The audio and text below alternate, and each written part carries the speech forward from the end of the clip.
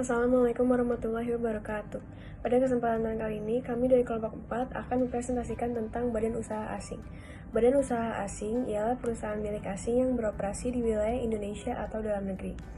Sedangkan menurut Undang-Undang Nomor 25 Tahun 2007 tentang penanaman modal, penanaman modal asing adalah kegiatan menanam modal untuk melakukan usaha di wilayah Republik Indonesia yang dilakukan oleh penanaman modal asing, baik yang menggunakan modal asing sepenuhnya maupun yang berpatungan dengan penanaman modal. Bentuk badan usaha asing. Penanaman modal asing wajib berbentuk perseroan terbatas berdasarkan hukum Indonesia dan berkedudukan di dalam wilayah negara Republik Indonesia, kecuali ditentukan lain oleh undang-undang. Hal ini merupakan salah satu upaya pemerintah dalam memberikan kepastian hukum dalam penyelenggaraan penanaman modal asing. Pengaturan bentuk badan usaha terhadap pelaksanaan PMA merupakan perintah dari UU 25/07 yang bertujuan untuk memberikan kepastian hukum. Proses pembentukan Badan Hukum Indonesia oleh PMA dapat dilakukan dengan dua cara. 1. Penanaman modal asing langsung membuat akta pendirian perusahaan PMA, kemudian dimintakan pengesahan kepada Menteri Hukum dan HAM. Setelah akta perusahaan PMA disahkan, pengusaha mengajukan permohonan pendaftaran atau izin prinsip penanaman modal asing ke Badan Koordinasi Penanaman Modal BKPM sesuai dengan kebutuhannya. Pengajuan PMA harus diajukan kepada BKPM, tidak dapat diajukan ke provinsi, kabupaten, atau kota, karena PMA merupakan kewenangan pemerintah pusat berdasarkan pasal 30 ayat 7 Undang-Undang Nomor 25 Tahun 2007. 2. Pengusaha mengajukan terlebih dahulu pendaftaran penanaman modal asing dan setelah memperoleh pendaftaran penanaman modal asing, dilakukan pembuatan akta pendirian perseroan berbadan hukum Indonesia yang harus mendapatkan pengesahan Menteri Hukum dan HAM sesuai Undang-Undang Nomor 40 Tahun 2007 tentang perseroan terbatas. Contoh perusahaan barang usaha asing. Yang pertama, Unilever merupakan perusahaan dari Belanda yang telah hadir di lebih dari 100 negara. Ini didirikan pada tahun 1930-an.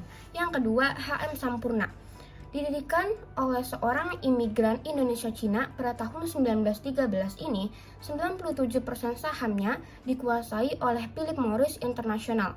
Yang ketiga, Astra International tidak hanya bergerak pada bidang tertentu saja seperti industri otomotif, layanan keuangan, infrastruktur, dan informasi teknologi.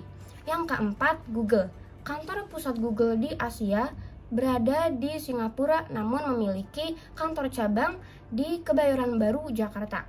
Yang kelima, Marriott International merupakan perusahaan perhotelan yang telah terkenal dan memiliki cabang di lebih dari 100 negara. Yang keenam yaitu Maybank. Perusahaan Malaysia ini merupakan salah satu bank terbesar dalam hal kapitalisasi pasar dan aset Asia Tenggara. Yang ketujuh ada Medco Energi. Perusahaan ini bergerak di bidang industri minyak dan gas. Yang kedelapan Toyota. Perusahaan ini telah melakukan investasi sebesar 15 miliar dolar sampai dengan tahun 2019. Yang kesembilan ada L'Oreal. Perusahaan ini terdapat dua divisi yang beroperasi di Indonesia. Pertama di bidang marketing dan distribusi, dan yang kedua bergerak di bidang manufaktur.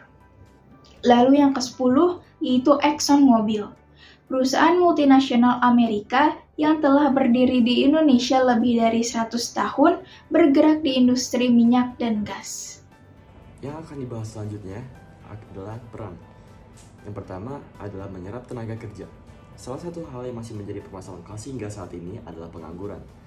Oleh sebab itu, maka peran BUMN asing yang pertama adalah menyediakan lapangan kerja tambahan, terutama untuk para pengangguran.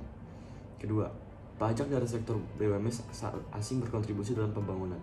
Kehadiran BUMN asing adalah untuk berkontribusi terhadap pajak negara.